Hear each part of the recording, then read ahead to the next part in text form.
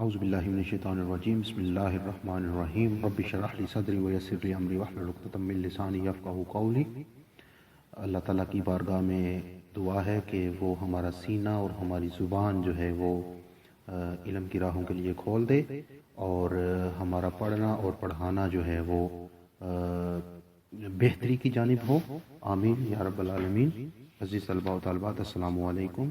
امید ہے کہ آپ لوگ بالکل ٹھیک ٹھاک ہوں گے۔ عزیز طلباء، آج ہمارا جو ٹاپک ہے وہ ہے رشتہ داروں کے حقوق، صفحہ نمبر 37 کے اوپر ہے۔ اس پہ اگر آپ دیکھیں گے تو رشتہ داروں کے حقوق کے حوالے سے ہمیں اللہ تعالیٰ قرآن مجید میں ارشاد فرماتا ہے وَآتِ ذِی الْقُرْبَى حَقَّهُ، کہ رشتہ داروں کو اس کا حق دو۔ اور رشتہ داروں کے حقوق کے بارے میں نبی اکرم صلی اللہ علیہ وآلہ وسلم نے ارشاد فرمایا لا يدخل الجنت قاطع، رشتہ داروں سے تعلق توڑنے والا جنت میں داخل نہیں ہوگا۔ رشتہ داروں کے حقوق میں والدین، اولاد اور شریک حیات یعنی بیوی کے حقوق کے بعد جو ہے اسلام رشتہ داروں کے حقوق پر زور دیتا ہے۔ یہ معاشرتی زندگی میں انسان کا واسطہ اہل خانہ کے بعد سب سے زیادہ انہی سے پڑتا ہے۔ اگر خاندان کے افراد ایک دوسرے کے حقوق اچھے طریقے سے ادا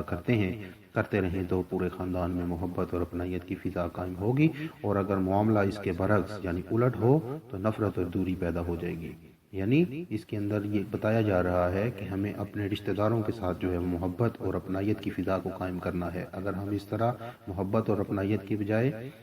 ہم ان کے ساتھ نفرت سے اور دوریت کا اظہار کریں گے تو پھر یقینی طور پر ہمارے اندر بھی اللہ تعالیٰ کی طرف سے جو ہے وہ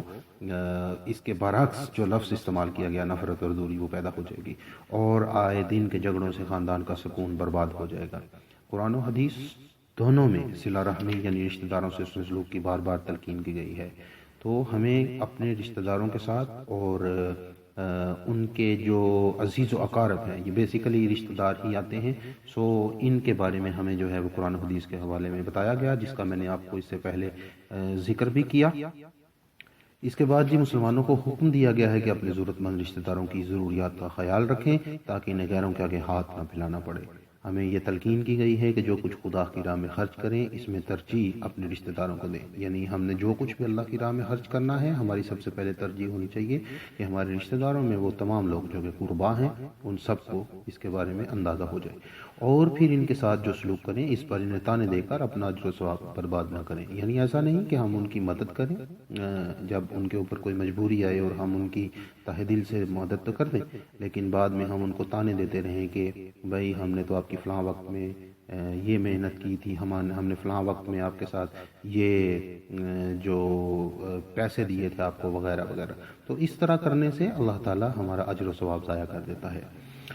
انہیں احساس تنہائی اور احساس کمتری کا شکار نہ ہونے دیں، یعنی اگر ہمیں اللہ تعالیٰ نے نوازا ہے تو ہمارا فرض بنتا ہے کہ ہم ان کے ساتھ جو ہے وہ اچھے طریقے سے پیش آئیں، اور انہیں اپنی مدد جو ہم نے ان کے ساتھ کی ہوئی ہے ان کو بار بار نہ احساس دلائیں اور انہیں شرمندہ نہ کریں، ان کی خوشی اور غم میں شریک ہوں۔ اور رشتہ داروں کے ذریعے امداد کا ایک اہم فائدہ یہ ہے کہ اس سے انسان کی عزت نفس مجروح نہیں ہوتی اور کام نکل جاتا ہے، جبکہ غیروں سے مدد طلب کرنے میں اپنے ہی نہیں خاندان کی عزت بھی گھٹتی ہے۔ اگر ہم میں سے ہر شخص خدا اور رسول صلی اللہ علیہ وآلہ وسلم کی ہدایت کے مطابق اپنے رشتہ داروں کے حقوق کا خیال رکھے تو معاشرہ بہت سی خرابیوں سے محفوظ رہے گا۔ تو عزیز طلبہ، یہ آپ کے لیے جو رشتہ داروں کے حقوق ہیں یہ بتائے گئے ہیں کہ ہمیں اپنے رشتہ داروں کے ساتھ احسن انداز میں پیش آنا چاہیے، ان کی مالی مدد کرنی چاہیے، اور گاہے بگاہے ان کے حال احوال ان کی خوشی غمی میں شریک ہونا چاہیے۔ اس کے بعد ہمارا اگلا ٹاپک ہے اساتذہ کے حقوق۔ تو اساتذہ کے حقوق میں آپ دیکھیں گے کہ اسلام نے جہاں مسلمانوں پر حصول علم کو فرض قرار دیا وہاں استاد کو بھی معزز ترین مقام حاصل کیا، تاکہ ان کی وجاہت سے علم کا وقار بڑھے، اور علم سے انسانیت کا استاد کا یہ اعزاز کیا کم ہے کہ اسے اس پیشے کی وجہ سے نبی صلی اللہ علیہ وآلہ وسلم سے خصوصی نسبت حاصل ہے، جیسا کہ رسول اللہ صلی اللہ علیہ وآلہ وسلم کا ارشاد ہے انما بعثت معلما، مجھے تو معلم ہی بنا کر بھیجا گیا ہے۔ استاد نئی نسل کی صحیح نشوونما کر کے اس کے فکر و عمل کی اصلاح کرتے ہیں، نئی نسل انہی کے فراہم کردہ سانچوں میں ڈھلتی ہے۔ استاد کے اعزاز و احترام کے بارے میں حضور صلی اللہ علیہ وآلہ وسلم نے فرمایا تیرے 3 باپ ہیں، ایک وہ جو تجھے عدم سے وجود میں لایا، یعنی ایک وہ باپ جس نے ہمیں اس دنیا میں لانے کا سبب بنایا یا جو ہماری اس دنیا میں آنے کا سبب بنا، دوسرا وہ جس نے تجھے اپنی بیٹی دی، یعنی جس لڑکے کا کسی لڑکی کے ساتھ جب شادی ہوتی ہے تو اس کا جو سسر ہے اس کو بھی باپ کا درجہ دیا گیا ہے، اور تیسرا وہ جس نے تجھے علم کی دولت سے مالا مال کیا، یعنی کہ استاد محترم۔ معلم کی حیثیت علم کی بارش کی سی ہوتی ہے، اور طلباء کی زمین کی، جو زمین بارش کو جذب کرنے کی صلاحیت رکھتی ہے وہ بارش کے فیض سے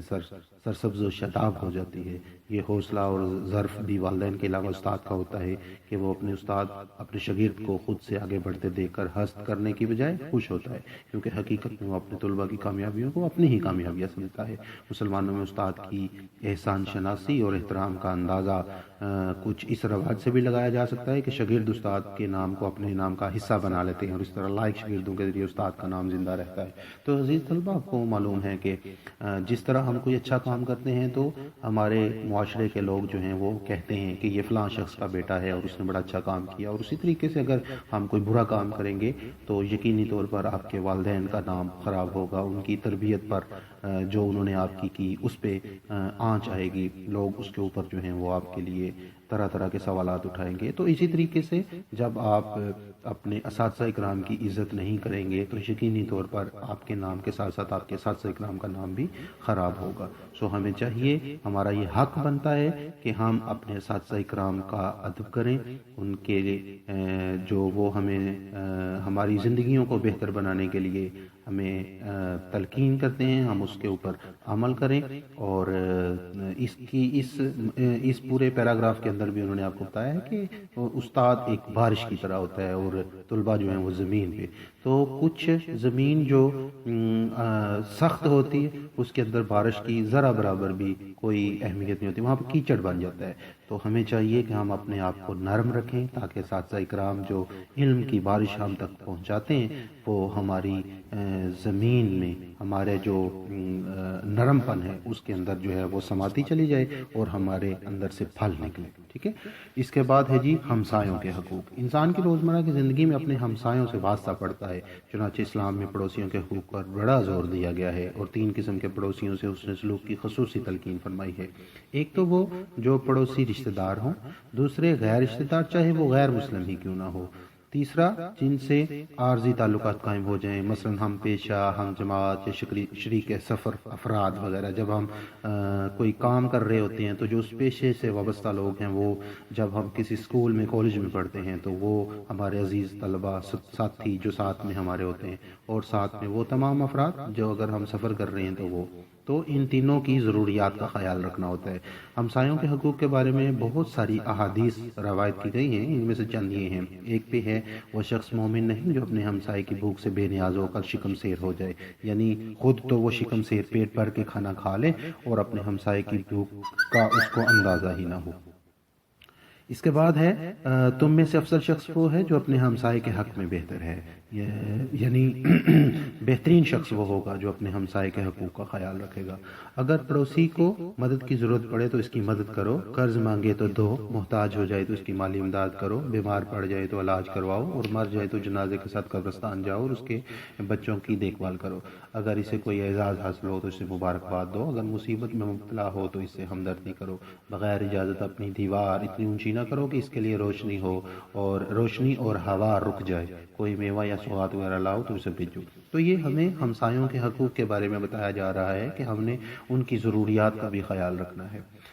اس کے بعد ایک حدیث میں ہے، حضرت مجاہد رضی اللہ تعالی عنہ فرماتے ہیں کہ رسول کریم صلی اللہ علیہ وسلم پڑوسیوں کے حقوق کے بارے میں اتنی شدت سے تاکید فرماتے تھے کہ ہم سوچنے لگتے کہ شاید میراث میں بھی پڑوسیوں کا حصہ رکھ دیا جائے۔ جس طرح ایک باپ اپنے بیٹے کو اپنی جگہ میں سے حصہ دیتا ہے، اسی طرح اس حدیث میں بھی بتایا جا رہا ہے کہ صحابہ کرام کا یہ